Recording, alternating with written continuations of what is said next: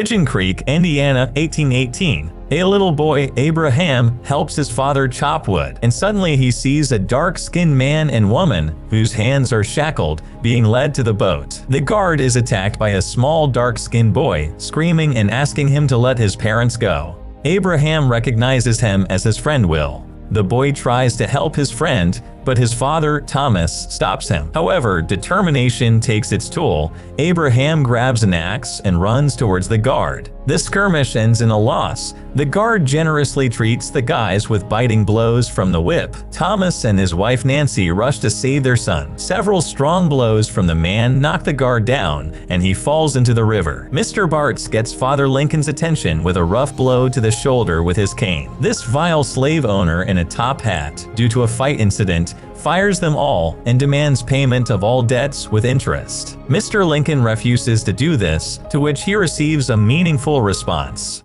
There are other ways to collect the debt. The night is quiet and windless. In his home's attic, Abraham writes the first notes in his diary. Suddenly, the door opens with a creak. The shadow of a man in a top hat falls on the wall. It creeps up to the parents' bed and bites Abraham's mother. The next day, Nancy becomes very ill. Even the doctor could not explain her condition. She convulses, her eyes turn white, and there are 2 spots on her hand from the bite. The men leave, and Abraham goes down to his mother and reads his first lines. Without listening to the end, the woman dies. At the funeral, the father makes his son promise not to do anything stupid. The son admits that he knows the killer. A few years later, in a bar, Abraham, who had grown up, wrote in his diary that 9 years later, his father followed his mother. He is no longer bound by the promise, so he seeks the courage to avenge his mother. His drunken appearance attracts one guy, but the conversation was short-lived. At night, Abraham finds Mr. Bartz talking with a certain arrogant Adam on the pier. When Bartz is alone, Abraham sneaks up and shoots him. The scoundrel falls from the second shot, but not for long. It turns out this Bartz was a vampire. That guy from the bar comes to the rescue. Bandaged Abraham wakes up in a strange house. He meets Henry Sturgis, the owner of the estate, his savior, and vampire hunters. From Henry, Abraham learns that Jack Bartz is an immortal blood-sucking demon, and there are many such demons in every state of America. Henry offers to forget about revenge and start hunting vampires, provided that Abraham has no family or friends. He agrees. Abraham chooses an axe as a weapon to destroy monsters and pours silver on the blade. This is how training begins in learning the secrets of hunting vampires.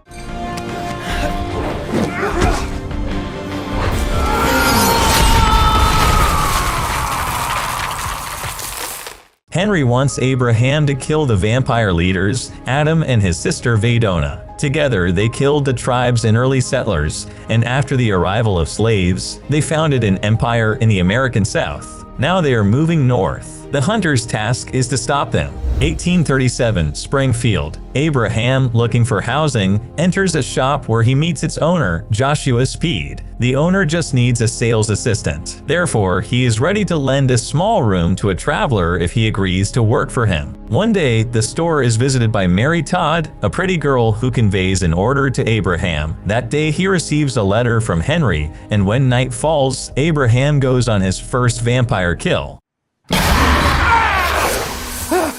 The cunning monster lures the unlucky killer into a trap and almost cuts his neck to extract blood. The spare knife helps him free himself, and with one swing of his axe, Abraham kills the monster. During the day, Abraham usually covers his wounds when he is at work with Joshua. One night, Joshua brings Abraham to a town ball, which is also a good chance to meet Mary again. Seeing Abraham sitting alone in the party, Mary teaches him to dance. Their attachment irritates Mary's fiancé, a Springfield senator. Abraham spends nighttime hunting for vampires.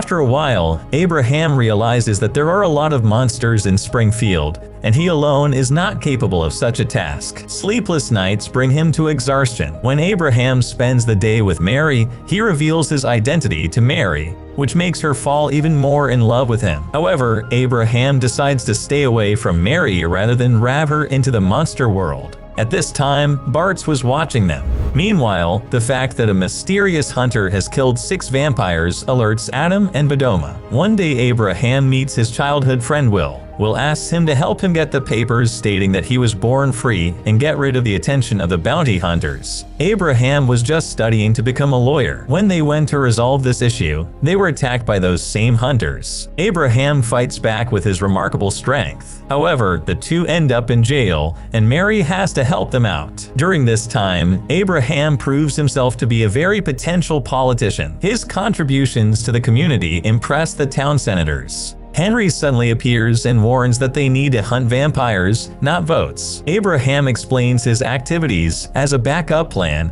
and receives the long-awaited order to kill Bartz since the vampire knows about Mary.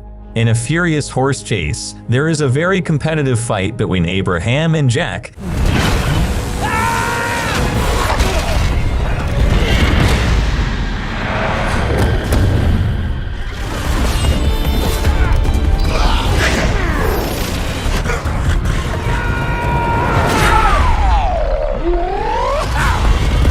Abraham finally defeats Jack. Before dying, Jack reveals that Henry is actually a vampire. Later, Abraham finds Henry to know about the truth. Henry confesses that years ago, he was attacked by Adam and became a vampire. As Henry's soul is impure, he can't kill Adam or any other vampires. Only the living can kill the dead. He thinks of a plan to train for vampire hunters like Abraham, hoping to destroy the entire vampires and eventually Adam. Abraham is disappointed and leaves Henry after that. He quits being a vampire hunter. Coming back to the shop, Abraham proposes marriage to Mary. The couple then have a fabulous wedding. Henry shows up at the wedding and warns Abraham that giving up on the hunter mission does more harm to Mary. Abraham just ignores Henry. Meanwhile, Adam and Bedoma find out about Abraham's identity by the silver watch in Jack's hand. They kidnap Will and use him to lure Abraham to a party. Abraham tells Joshua the truth, and they come to the plantation to save Will. At the party, Abraham sees the slaves become vampire food.